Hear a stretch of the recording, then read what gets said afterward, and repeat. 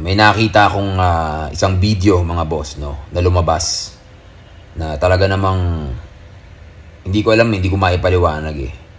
Nakakatakot mga boss, kahit ako kinilabutan, no. Dahil sa mga bagay na pwedeng mangyari tungkol nga dito sa pag-iingay, no, ni Rending Labading, no.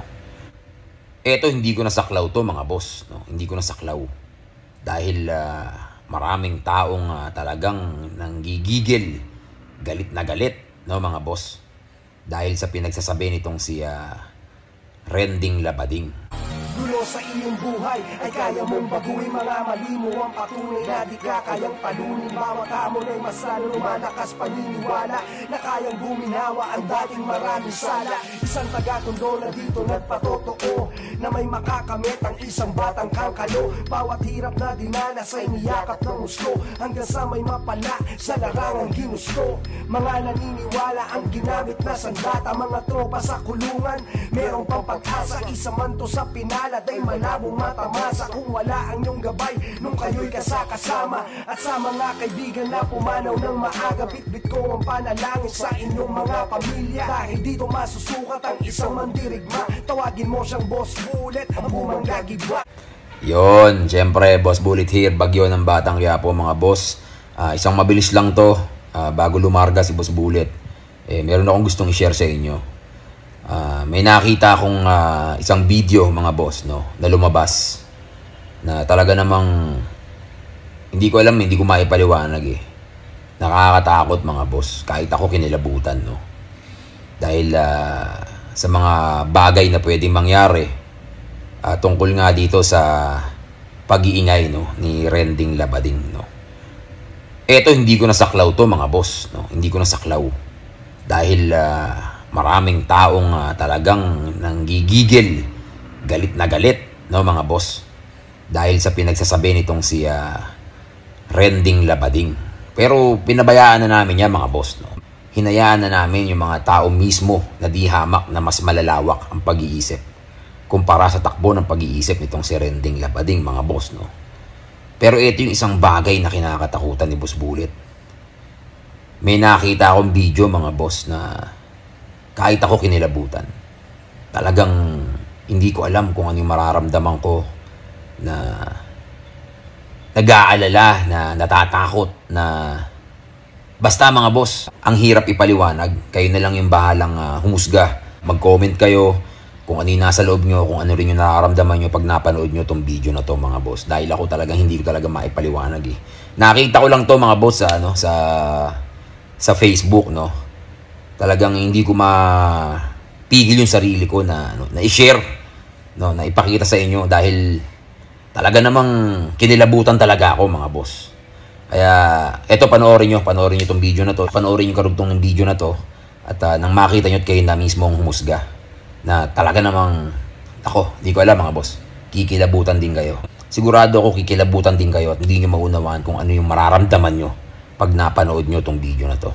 Dahil sa gigil, sa nag-aalu-halong emosyon siguro mga boss, kaya nasabi nitong tao na to yung mga binigkas niya.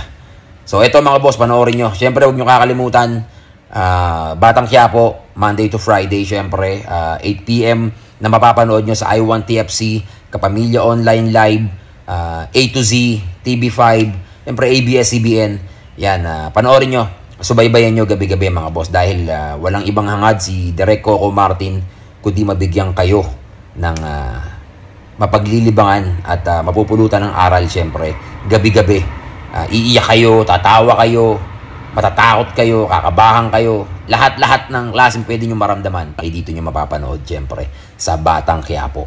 So ayan mga boss, mula sa nag-iisang mandirigma Boss Bullet, bagyo ng Batang Quiapo ang bumangga. Giba. May yung kuya ko may sinumbong sa akin eh. O nga pala mga kaibigan, sa hindi nakakakilala sa akin, ako pala si, Habagat, ang kapatid ni Bagyo, Habagat, ang kapatid ni Bagyo, sa Batang Quiapo. Ha? Yung kuya, ano yung nababalitaan ko? Na merong nagbabash sa Batang Quiapo. O nga pala, sa hindi nakakakilala sa akin, Ako nga pala si Habagat, ang kapatid ni Bagyo. At ikaw, Rendor Abading. Kung wala ka na, huwag ka na magpasikat. Gusto mo bang magkaroon ng linya? Sa batang... No, no, no, no. Kaya po? Ako nga ayoko eh! Ako eh! Kinukuha ko ni Coco Martin eh! Ayaw ko lang! Ha? Bakit ayaw ko? Ha? Baka mamaya gawin akong ano nun. Bida eh. Gusto ko ano. Bida ako. Kapatid ni Habagat to. Kasi ni Bagyo. Nga pala guys, ako si Habagat. Ha? Nagagalit ako sa'yo. Lindon. Ay, di Punggol. Nga bata. Usus. Ginoo ka. Daw linte. Di lang lang wala latay ko. Akong imo. Ay, di Punggol. Ha? Cut out! So ayun na mga boss. Napanood nyo na? Si Habagat. Ang kulit ang puta. Talagang hindi ko mapigilang i-share yan mga boss. At tindi. Kapatid pala yan ni Bagyo ng Batang Quiapo. Siya raw si Habagat mga boss. Kaya pakicomment nyo, pakishare nyo na rin mga boss. Siyempre bisitahin nyo yung kanyang Facebook account. Yan, The Momo Tribe. The Momo Tribe. Pakipuntahan nyo yan. Nakita ko lang yan sa Facebook at talaga namang nakakatuwa yung tao na yan. Hindi po addict yan mga boss. Hindi addict yan. Ganyan lang talaga yung itsura niya at napakabait na tao niyan mga boss. Si Momo, ayan. Isa din yan sa mga nagba-viral dyan sa Facebook mga boss. Kaya bisitahin nyo The Momo Tribe mga boss. So ayan, mula sa nag-isa mandarig mabos bulit. Ang bumangga. Diba? Di basta magpapatalo sa mga hamon o sa duelo. Kung matira matibay sasabay hanggang sa dulo. Sa larangan ng palakasan, di basta maisahan. Sa mga humamon at tumarang ay kanyang pinapalagas. Sanay sa gera o tigmaan ay kinasan na birdugo. Sumagupa sa salupa kahit pa mga durobo. Patangkan kaluwito at may dugo ng mandirig. Mas manong atong magtangka ang bumangga dito giba.